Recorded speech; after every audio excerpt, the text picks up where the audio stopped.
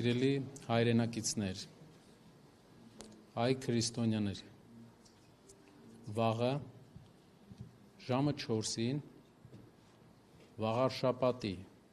Էջմիածնի դատարանում տեղի է ունենալու մի անօրինակ բան։ Հայաստանի իշխանությունները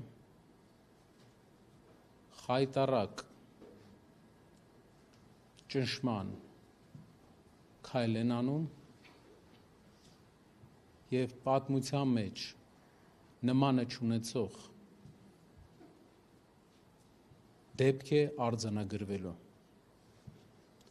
Ամենայն հայոց կաթողիկոս նորին Սուրբ Օծություն Տեր Գարեգին II կաթողիկոսը որպես մեղադրյալ հրավիրվել է դատարան։ Վաղը մենք ազգային ժողովում չենք լինի։ Մեր հայրենակիցների հետ մենք կլինենք վաղարշապատում ժամը 4-ին, որպեսզի բոլորը տեսնեն, որ խաղը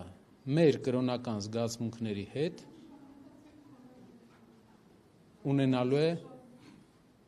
հետևանքներ։ Վաղը ժամը 4-ին ես լինելու եմ Էջմիածնի դատարանի դիմաց։ Մենք լինելու ենք Էջմիածնի դատարանի դիմաց, բոլորս։ Ներողություն զվարթը ավելի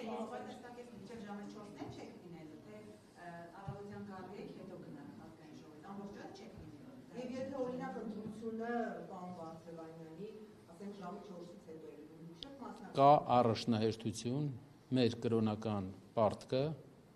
առաջնահերթ է մեր քաղաքական յուրաքանչյուր պրոցեսի հանդեպ։ Այսինքն մինչև 4-ին կեսին չեք լինելու, դա է հարցը։ Առաջի կեսին որոշումը կկայացնենք։ Մեր քայլը ժամը 4-ին կլինենք այնտեղ։ Պարոն Կարապետյան, դուք ինչ ակնկալիքներ ունեք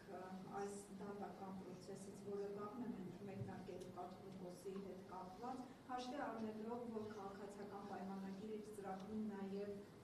դրել է այդ դրույթը կաթողիկոսին փոխելու, հնարավոր է, որ իսկապես դատարանները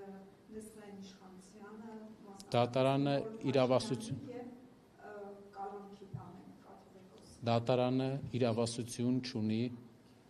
վեհափառի ուղղությամբ հայ առաքելական եկեղեցու հիերարխիայի ուղղությամբ որևէ որոշում կայացնելու։ Այդպիսի անօրինակ բան չի եղել։ Այսօր մեր գործընկեր պարոն Վարդևանյանը հայտարարեց, որ օրինակ Հռոմի Ֆրանցիսկոս Պապը հայտնի է եղել ամենաշատը քահանա կարգալույծ անելու իր հրամաններով եւ չի եղել որևէ երկրում որևէ դեպք, որ դրանք դատարանը իրավասություն ունենա վիճարկի։ Սա սահմանադրության այն կետի, որ եկեղեցին եւ պետությունը անջատեն, խախտում է։ Սա սահմանադրության խախտում է։ Սա մեր կրոնական համոզմունքների խախտում է։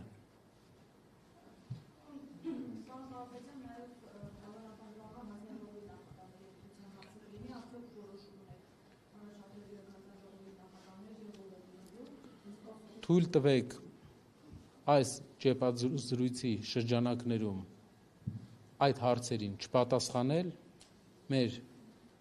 հայտարարությունը վերաբերվում էր վեհափառին, հայոց հայրապետին, Էջմիածնի դատարանում հրավիրվելու եւ այս մեր կրոնական համոզմունքները ոտնահարող այս անօրինակ քայլի դեմ ներկա գտնվելու մասին։ Շնորհակալություն։